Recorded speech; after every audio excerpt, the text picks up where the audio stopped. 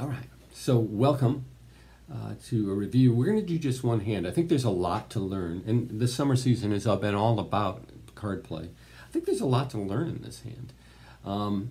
We have a 14-point hand, no 5-card major, so we open a diamond. We get a heart overcall, and our partner makes a preemptive bid. A light hand. In this scenario where we are invulnerable, right, and where the opponents have already bid, this 3-diamond bid very likely has 5 or more diamonds. We don't go to game over this with our 14-point balanced hand, but we're happy we have 4, and that does give us a 9-card trump suit, so that's always good. Partner has 7 points, so he's got pretty much what we expected. In fact, the addition of the Ace of Hearts after the overcall by West is pretty spectacular. Thank you, partner. Robot starts with the 8 of spades. So, as declare in a suit contract, count your losers. Okay, I don't care what people say. Count your losers and add one more thing on top of that, which is note the character of your loser. The heart loser, to get to the loser, right, they have to get to the 3rd trick of hearts. Until the 3rd trick, we don't have a loser in hearts. Whereas the club suit, we have 2 losers as soon as they're in. If they'd led clubs right now, they could have taken ace-king, and we would have had 2 losers. There's a name for this. The clubs are fast losers. The heart is a slow loser. Take note of those. Very often, when you're trying to get rid of a loser, it turns out it's the slow loser that you're going to get rid of. Now, if you get in and have the ability to eliminate a fast loser right away, that's fantastic. That means you're never going to get 2 tricks there, right? But most of the time, we're like working at it. Is there a way to get rid of a heart loser? So we have 2 club losers, 1 heart loser, no spade losers. We're counting this, by the way, in the long hand. Right? The long trump hand is up there. So we're counting losers up here. This club are losers. 1 heart is a loser. That's 3. These 2 cards are not losers because they go under the ace-king. So we didn't count those as losers. So no losers there. And we have a 9-card diamond suit. And if we can hold the losers to 1, then we make this contract. So the next step before you go about it is to try to figure out how you're going to play this thing. Is there, right? And to me, there's 2 issues right away, and one is how do I play the diamonds? And I have the ace, jack, 10. The king, queen are missing, kind of hoping they're in opposite hands, in which case I might be able to limit this to 1 loser pretty easy by simply taking a finesse to the 10. And if he plays an honor, then it's probably a singleton, and then I can play the ace, and then there's only 1 honor out. So. Next thing that's important to me all the time is what is this spade? I say all the time, and let me qualify that by saying I hope it's the most important thing all the time. If you consider the nature of what this spade lead is, then this hand gets pretty fun. One tool I need you to learn how to do is how to track a suit. Okay, we often count the number of cards missing. Right here, there's 7, means there's 6 missing. Right, and then we know we can start when we play that suit. We can watch till somebody shows out. Right? If they show out on the 3rd trick, then we know that that suit was divided 4-2 to start. If they show out on the 2nd trick, we know it was divided 5-1. If they show out on this lead, we know it's 6-0. That's not going to happen, of course. West overcalled hearts. So now that we know there's 6 missing, is there another step we could take? Yeah. And because of this queen 10 right situation, and the 8 has already disappeared, promoting one of these 2 cards, we need to be thinking, well, what is actually missing in this suit, right? And the answer we come up with is the jack is missing, the 9 is missing, and the 5, 4, 2 are missing, right? Jack, 9, 5, 4, 2. Jack, 9, 5, 4, 2. Jack, 9, 5, 4, 2. Why am I doing that? Well, your brain will crunch that information, right? And you won't be remembering those cards individually. You'll be remembering 5 cards as a block. So anyway, since it seems likely that if this hand splits 4-2, then this is a doubleton lead. At least there's a possibility. And I like that. Why? Because if this is a doubleton, that means the jack and the 9 are underneath these 2 cards. Right? The jack and 9. I can take those 2 cards with these 2. And not only that, if one of those is the 9, the 7 is actually grown up. Right? So I can cover the 4 or the 2. But in any event, I don't think that matters, actually. But in any event, I'm definitely going to play the queen from there, having made an assumption, okay, about where the cards are, that this is a doubleton, and the jack 9 are in east. And now what's left in jack here? We've seen the 4, so it's the jack 9, 4-5-2, Jack 9, 5-2, Jack 9, 5-2, Jack 9, 5-2, Jack 9, 5-2. It's crunched somewhere in that dense block of tissue. Next up is to get back to that diamond suit, and like I said, I'm going to lead up to 10, and I'm rewarded when the queen falls, because that means this is a stiff. Or he has both of them. Either way, it means that my Jack 10 will pick up the other honor, and I got away in the suit with just one loser, which is what I was hoping for. And we see that they showed out, so that one was 3-1, and he had he gets his king, but that's all he's going to get. Now he plays the 2. Now our thoughts about the spade suit are rewarded, right? Because he played the 8 and then he played the 2, right? Leaving. Anybody got it? What? It's leaving the Jack 9-5, right? Jack 9-5. So what I want to do here is stick in the 10, right? Because the 7 can cover the 5, right? So, and he goes up, right? Now what does he have left? The 9-5, right? So look at what's left in the spade suit, right? The 9-5. If when I lead the 3, he plays the 9, I play the king, the 7 is good. If he plays the 5, I play the 7, and the king is good, right? So I made an extra winner here. I grew up a card here in this suit, and am able to take a finesse. Well, the finesse promotes. I'm able to get an extra winner there. What do I do with a winner? Well, we've talked about this before. In suit play, we get rid of our losers on winners in the dummy, or we ruff our losers when the dummy is short and has some trump, right? Sometimes we take a finesse. Here, when I take this finesse and the 7 becomes good or the king becomes good, I will then be able to pitch one of either the heart loser or the club loser on the winning spade. Right? So all's well, except there's one more trump out. Right? The spades are not good until that 3rd trump is out of his hand. And let's see if we're right. There's the 9, so we'll cover it obviously. And when he does show out, it's 4-2. The 7 is good. And it won't matter. I'm going to pitch on the fast losers, and then I'm going to let him have his club.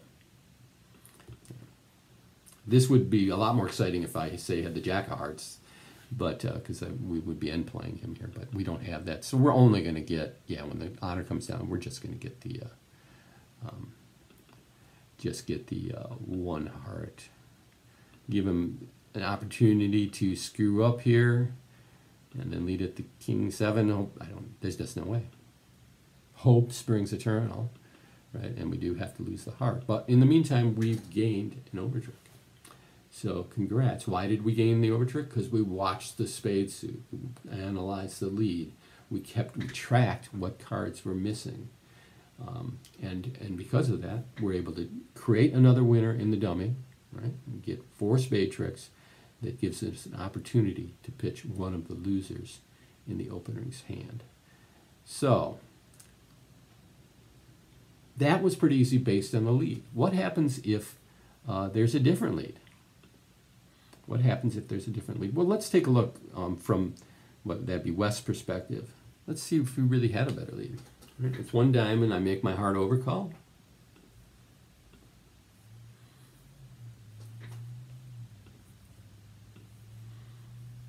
And I can see as I'm sitting here that I probably have 2 for sure tricks. The ace of clubs, right, and the king of diamonds. Why do I say the king of diamonds is for sure? Well, it's guarded, and it's really not for sure, that it's almost entirely for sure. This is the weak hand.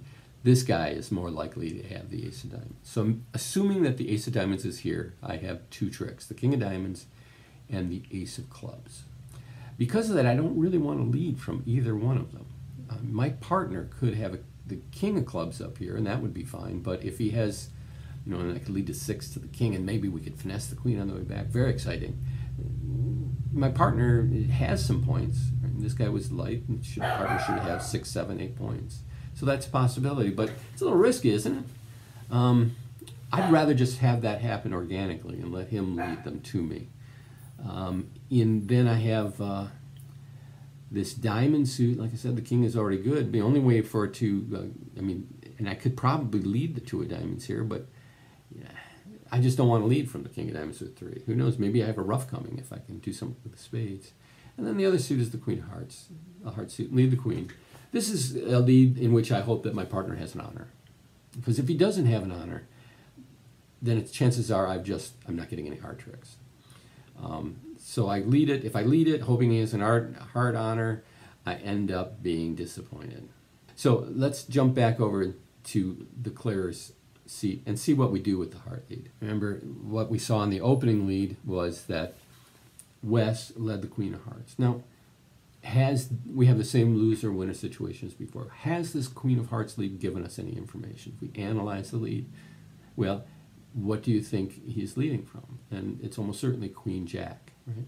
And by leading the heart on here, which he thought was probably a safe lead, just hoping for his partner to have an honor, he ends up getting disappointed because I know where the Jack is, and I have the Ace 10, right? And now I don't have any heart losers, because at some point in the play of the hand, I'm going to take a finesse of the 10 hearts, of the Jack hearts. If he plays the Jack, I go up with the Ace, the 10 is good. If he ducks, I play the 10, and we're good to go. So that's called a marked finesse. It's like where the certainty of the finesse allows you to include it in your plan. Notice my spade one in the last hand was a little dicier, right? And we just went off the idea that it's a doubleton lead, but maybe he was leading from the 8-9 Jack and he had 3, right? So we make assumptions when we're playing cards. An assumption is actually a term of art in bridge, right? You make an assumption. So how am I going to play this hand with the knowledge I have? Well, I'm not going to take the heart finesse right now. Why? Well, if West made this overcall with 6, and I had 3, right? Now in those memorized distributions, 6, 3, 3, 1, meaning if I lead a heart here, that good situation might just blow up on me if this guy gets a chance to ruff. So I'm actually going to lead over the Queen. I've got my over trick in the heart suit, so I'm pretty happy. So I'll lead to the Queen. I'm going to play the diamonds the same way. And when he comes up with the Queen, which I'm happy about, even though it's a 3-1 split, I can now drive that out, and all I have to do is remember to pull that last trump, right? You can see some stuff happen. Now here he leads the Ace. Notice that he's leading, West did not want to lead the Ace, I didn't want to lead the Ace, or low from it on opening lead. But in this situation, on defense, especially at match points, you need to make sure you get your tricks. Fortunately, he doesn't pull it off, because he then switches. I don't know why, this might be the only suspect play, but robots don't have signals to each other. They don't signal to each other. So human defenders on the Ace of Club lead would probably try to make a positive, an encouraging lead so we get the King of Clubs, right? But they just lost the opportunity for that. Instead, he goes to a spade lead. And this one I find really interesting. Remember, I played the Queen over to the Queen. At that point in time, he dropped a 2. Drop a low one, I think it was the 2. Right? So I still don't know what the situation is here, right? But now I can see the possibility that he's playing from 2 cards, that the Jack 9 combination is over here. So I actually can get this. And I think probably, they're going to end up being, there's the Jack, right? So just the 9, 5 left, right? I'll cover that. Yeah, or the 9. They got the 9 in between the King 7, right? So now I've got a situation where I've got a winner here. If this is true, then I can throw away the King of Clubs on that card, on this spade winner. Yeah, we'll take this finesse. Is marked 100%, no worries. Oh, make sure you pull that trump first. Should have crossed over to the Jack to pull that last trump. Play the 8 of hearts, and we end up in this position. Now, if we're right and the Jack is caught between here, then we are in great shape. If we play the 3 and he plays low, then this choice is a lot harder, right? If he's high-low here, he can put me to a guess here.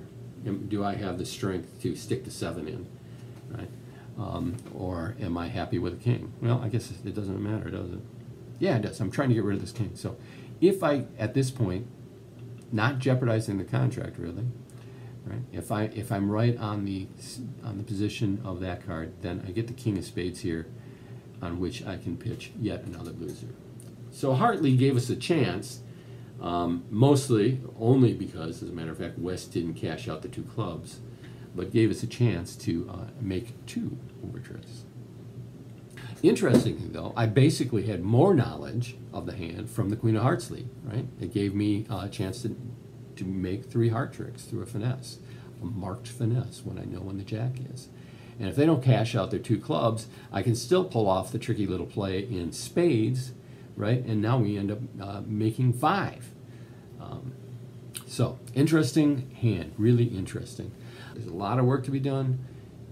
On the video, it takes a long time, but that's not the way it works in real life, right? You figure that out in about a minute, tops. You'll figure all that out if you take the time to do it, and especially if you practice doing it, right? So that it becomes habitual to count those losers, count those winners, figure out where the lead is, figure out where the cards are, and you can end up in a position of strength, of a position where you have an advantage over all the other declarers playing this contract because you did the extra thought, and that is critical. All right? Until next time.